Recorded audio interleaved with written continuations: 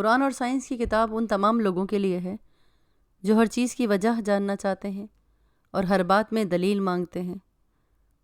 تو یہ کتاب ان تمام لوگوں کے لیے ایک بہترین مثال رہے گی، کیونکہ سائنس کیا اور کیوں کی تشریح کرتے ہوئے کیسے پر آ کر رک جاتی ہے، اور وہاں سے ان اللہ علی کل شیء قدیر شروع ہوتا ہے۔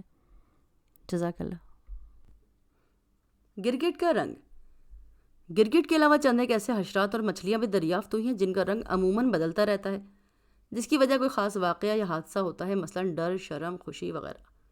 یہ کیفیات رنگ دینے والے مادے میں ایک ہجیان اٹھاتی ہیں۔ رنگ کا ایک سیلاب جلد پہ امٹ آتا ہے اور رنگ کو تبدیل کرتا ہے۔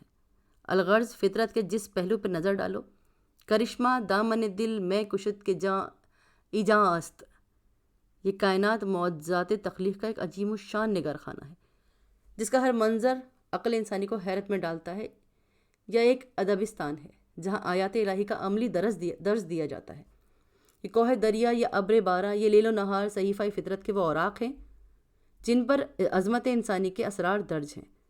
وہ اقوام آج کس قدر ذلیل ہیں جو ان اثرات سے آشنا نہیں۔ پروردگار فرماتا ہے قرآن پاک میں، اس میں کوئی کلام نہیں کہ زمین اور آسمان میں مومنوں کے لیے بے شمار آیات ہیں۔ تمہاری تخلیقات، حیوانات کی فراوانی، لیل و نہار کے اختلافات، زمین کو زندہ کر دینے والے قطرات بارہ اور ہواؤں کے رخ بدل کر چلنے میں عقل مندوں کے لیے آیات موجود ہیں۔ یہ اللہ کی وہ آیات ہیں جو ہم تمہیں صحیح سنا رہے ہیں۔ اگر لوگ ان آیات کی پرواہ نہیں کرتے تو پھر اور کون سے دلائل ہیں جن کی بنا پر وہ اللہ پہ ایمان لائیں گے؟ اس بدکار کذاب پر لعنت جو ہماری ان آیات کو سننے کے بعد جہالتوں پر یوں جمع رہتا ہے کہ کچھ سنا ہی نہیں۔ ایسے کذاب کو خوفناک عذاب کی بشارت دے دی جائے۔ غور فرمایا آپ نے، خزائن ارض و سما سے متمتع ہونے والوں کو ارباب عقل و ایمان کہا گیا ہے، اور ان آیات قوت و ہیبت سے اعتراض کرنے والوں کو عذاب علیم کی بشارت دی گئی ہے۔ یہ دونوں مناظر آج ہماری نگاہوں کے سامنے ہیں۔ اقوام یورپ نے آیات ارض و سما پہ دھیان دیا اور تمام عالم ان کی دانش پر شاہد ہے، اور دوسری طرف ہم نے کائنات سے منہ پھیر لیا اور سارا جہاں ہماری ذلت، جہالت، حماقت اور نامرادی کی شہادت دے رہا ہے۔ معجزات جبار۔ کہ یہ لوگ غور نہیں کرتے کہ اونٹ کی تخلیق کیسی ہوئی ہے، آسمان کیوں کر مرتفع کیا گیا ہے، پہاڑ کیسے نصب کیے گئے ہیں، اور زمین کیوں کر بچھ گئی ہے۔ اے رسول، اعمال الہی کی ایمان افروز داستان ان کو سنا کہ یہ تیرا فرض ہے۔ پہاڑوں کی قدر و قیمت۔ پہاڑ ہماری دولت، ہتھیار، وجہ قیام، وسیلہ حیات ہے۔ ان سے مختلف مدنی چشمے نکل کر کھیتوں کا سیراب کرتے ہیں۔ ان کی بلندیوں پر چیل اور دیودار جیسے مفید درخت اگتے ہیں۔ یہی پہاڑ آگ اگل کر بطن زمین کے خزائن ہمارے استعمال کے لیے باہر پھینکتے ہیں۔ کوئلہ، چاک، چونا، تانبا، سونا، لوہا اور دیگر معدن پہاڑوں کی آغوش سے دستیاب ہوتے ہیں۔ پہاڑوں کی قدر و قیمت انہی معدن کی وجہ سے ہے۔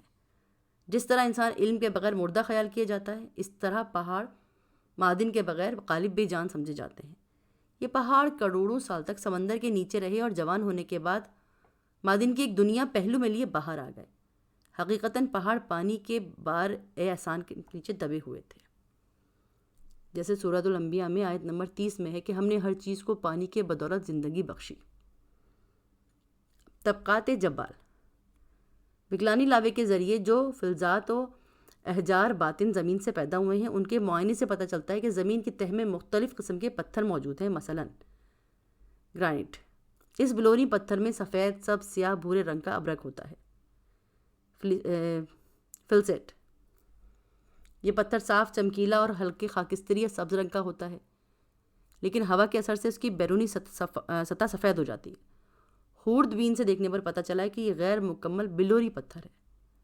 ٹراکیٹ۔ یہ ایک کھردرا سا بلورین پتھر ہے جس کا رنگ عموماً ہلکا خاکستری ہوتا ہے، سبزی مائل یا بعض اوقات گہرا خاکستری، سیاہ یا سفید بھی ہوتا ہے۔ اینڈیسنٹ۔ ان کا رنگ بھورا، سبزی مائل یا خاکستری ہوتا ہے، سیپ کی طرح ہلکے سے صدمے سے ٹوٹ جاتا ہے، صدمے سے مطلب وائبریشن سے۔ ڈیالج۔ یہ مختلف رنگ کے دانے دار پتھر چٹانوں کی گہرائی میں ہوتے ہیں۔ گریفائٹ۔ خالص ہجری کاربن جس سے پینسل بنائی جاتی ہے۔ کاربونیٹ آف لائم۔ چوک، ولایتی چونا، سنگ مرمر اسی کاربونیٹ سے تیار ہوتے ہیں۔ اگر پانی میں کاربونیٹ ایسڈ موجود ہو اور پتھر پہ ٹپک رہا ہو تو یہ پتھر تحلیل ہو کے بہہ جائے گا. یہی وجہ ہے کہ جہاں چونا بکثرت ہو وہاں غار بھی زیادہ ہوتے ہیں. آپ کی علاقوں میں بعض غاروں کی چھت سے پانی ٹپکتا ہے، کچھ حصہ بخار بن کے اڑتا ہے اور حل شدہ کاربونیٹ ستون کی شکل اختیار کرتا ہے، اور یہ منظر کشمیر کے خاص مقام امرناتھ میں نظر آتے ہیں. چکماق. اگر چونے کے پتھر سے بلوری مادہ الگ ہو جائے تو یہ پیچھے چکماق رہ جاتا ہے. پتھر وہیں ملتا ہے جہاں آبی احجار کی کثرت ہو. کوئلہ. کوئلہ نباتات سے تیار ہوتا ہے. اگر ہم آئی لینڈ کی دلدلی یا شمالی انگلستان کی کائیوں کا معائنہ کریں تو زندہ نباتات کوئلے میں تبدیل ہوتی نظر آئیں گی. وہاں سطح زمین پر کائی زمین دوز بیلوں کے ساتھ لپٹی ہوئی ہے. 2-3 انچ نیچے بھورے رنگ کا ایک عجیب سپنجی سا مواد ہے جو گلی سڑی گھاس کے ریشوں اور جڑوں سے تیار ہوتا ہے. ذرا اور نیچے یہی مواد سیاہ بن رہا ہے. قدرے اور نیچے دیکھیے تو یہ مادہ کالے رنگ کا گوند بن جاتا ہے جسے پنیر کی طرح باقاعدہ کاٹا جا سکتا ہے. اگر اس گوند کو کسی عمل سے خشک کیا جا سکے تو کوئلہ تیار ہو جائے گا. ہم نے مشاہدہ کیا ہے کہ جو درخت ٹیلوں کے نیچے دب جاتے ہیں چند صدیوں کے بعد وہ سیاہ ہو کر کوئلہ یا کوئلہ نما بن جاتے ہیں. کوئلوں کی کانوں میں زغالی طبقات پر نباتاتی شاخوں اور ساقوں کا ایک جال سا نظر آتا ہے. اگر کوئلے کا خوردبینی معائنہ کیا جائے تو نباتی بافتیں صاف صاف نظر آئیں گی. ہیرا اسی کوئلے کا حقیقی بھائی ہے. ہر دو کاربن سے تیار ہوئے ہیں. ان میں تفاوت اس لیے ہے کہ کوئلہ درختوں سے اور ہیرا درختوں کی گوند سے تیار ہوتا ہے. جیسے سورہ فاتر میں آیت نمبر 27 سے 28 تک ہے. پہاڑوں کے سفید، سرخ، سیاہ اور دیگر مختلف الون طبقات پر غور کرو، اور آدمیوں میں اور کیڑوں میں اور چوپاؤں میں کتنے رنگ ہیں، اور یاد رکھو کہ اللہ سے صرف علماء فطرت ہی ڈرا کرتے ہیں. سبق سمندر کے بیٹے. ہمیں پہاڑوں سے مندرجہ ذیل چیزیں ملی ہیں. ایسی سیپیاں جو سمندر میں ہی ہو سکتی ہیں، حیوانات آبی کے بے شمار ڈھانچے، دلدلوں پہ رینگنے والے کیڑوں کے نشان. آج سے لاکھوں برس پہلے ساحلی دلدل پر رینگنے والا کوئی جانور گزرا، چکنی مٹی پہ لکیر سی بن گئی. اب جب آج ایسے پہاڑوں کو کھودا تو کئی ایسے نشانات برآمد ہوئے. تو ان حقائق سے یہ نتیجہ ہوا کہ یہ پہاڑ لاکھوں سال تک سمندر کے نیچے رہے اور یہ سمندر ہی کے بیٹے ہیں. اب تدوین جبال. سمندر میں پہاڑ دو طرح سے تیار ہوتے ہیں. اول، زلزلوں کی وجہ سے بطن زمین کا مواد باہر آ جاتا ہے اور سمندر کی گہرائی میں پہاڑ کی طرح جمع ہو جاتا ہے. دویم، ندیاں، نالے اور دریا پتھروں کی بہت بڑی تعداد بہا کر سمندر میں لے جاتے ہیں اور خود بھی سمندر ساحلی چٹانوں کو بتاہے اموات سے توڑتا رہتا ہے. پانی میں چند معاون محلولہ موجود ہوتی ہیں، مثلاً چونا، لوہا، سیلیکا وغیرہ، جو گوند بن کر ان پتھروں کو جوڑ دیتی ہیں. اسی طرح سمندر میں کئی سو میل لمبی اور 1000 فٹ اونچی چٹانیں تیار ہو جاتی ہیں. ان ہجری تہوں کو جمانے کے لیے پانی کا دباؤ بڑا مؤثر ثابت ہوتا ہے اور دریا کی لائی ہوئی چکنی مٹی بھی گارے کا کام دیتی ہے. یہ عمل ان گنت صدیوں تک جاری رہتا ہے، اور جب حکیم الاطلاق دیکھتا ہے کہ خشکی کے اکثر پہاڑ اخراج معاون کی وجہ سے تہی دست، بے نوا اور بیکار ہو چکے ہیں اور پانی کے اندر لبریز ہیں، جواہر سے پہاڑوں کی ایک دنیا تیار ہو گئی، تو اس کی رحمت میں ہجیان پیدا ہوتا ہے. وہ زمین کو یوں جھنجھوڑتا ہے کہ بلندیاں پست اور پستیاں بلند ہو جاتی ہیں.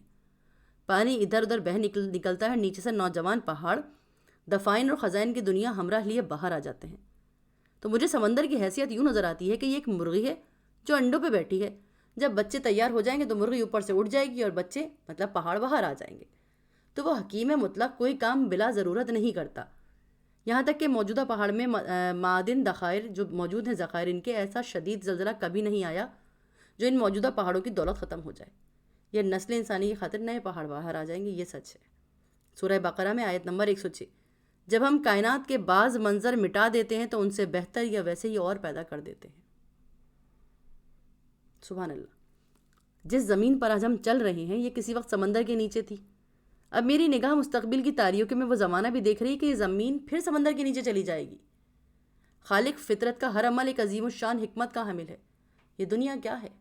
پرعظمت ایک کیمیا خانہ. پہاڑ بن رہے ہیں، بگڑ رہے ہیں، ہوائیں چل رہی ہیں، صحرا تپ رہے ہیں. کائنات کا وہ کیما گر اس معمل میں بیٹھ کر نئے تجربے کر رہا ہے، رنگ رنگ پھول، میوے، پودے بنا رہا ہے. اس کارگاہ جلیل کے ہیبت انگیز تنوع پر غور کیجیے اور انصاف فرمائیے کہ اس صنائع بے چوں کی حیرت افغن تخلیق و تکوین کا اندازہ کون لگا سکتا ہے؟ اے رب، تو ہی بتا کہ ہم اس حیرت و ہیبت کا کیا علاج کریں جو تیرے اس محیب کارخانے پر ایک اچٹتی سی نگاہ ڈالنے کے بعد ہمارے قلوب پہ طاری ہو جاتی ہے۔ اس قشید کو بے شمار سجدے، لاتعداد نمازیں اور ان گنت تسبیحیں کم نہیں کر سکتی۔ یہ کیف انگیز اضطراب ہے، روح افزا بے چینی ہے۔ ہاں، تجھے اپنے سامنے دیکھنے کا ایک ناقابل تسخیر ہجیان۔ تیری روشنی مجھے ٹمٹماتے ہوئے ستاروں میں نظر آئی، تیری ایک نورانی جھلک مسکراتے ہوئے پھول میں دیکھی، تیری عظمت بلند پہاڑ سے ترانے گاتی ہوئی اتر رہی ہے۔ میں گھبرا رہا ہوں، میرا پسینہ چھوٹ رہا ہے۔ اے میرے آقا، میں اب سمجھا کہ موسیٰ کیوں بے ہوش ہوئے تھے۔ مجھ جیسا بے سیرت انسان کوہساروں کو دیکھ کر تیرے جلال و شکوے کے تصور سے تھرا اٹھتا ہے، تو موسیٰ جیسا پیغمبر، اس جیسا رازدان جو قدس سے طور سینا کے دامن میں تیری لرزہ سکوت کو دیکھ کر کیسے مدہوش نہ ہوتے۔ جیسے سورہ الاعراف میں ہے کہ الہی تجلیوں سے کوہ طور کے پرخشے اڑ گئے اور موسیٰ بے ہوش ہو کر گر گئے۔